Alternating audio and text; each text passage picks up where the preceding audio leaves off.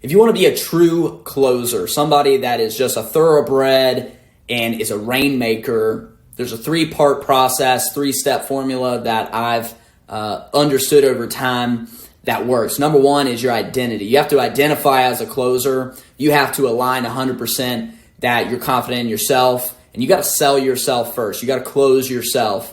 Number 2 is you've got to make it to where your back is against the wall. So if you're comfortable and you're cushiony and everything's good and you really don't need to go get after it, it's just kind of hard to be in that mindset all the time of closing. And so you have to put your back against the wall. And then number 3 is training. You have got to train every single day. Every single day, you got to train. It could be 5 to 10 minutes every day. It doesn't matter, but you have to become skilled because it is a skill set. And it's not a personality. It's not something that you're born with. It's something you can train, develop, and grow.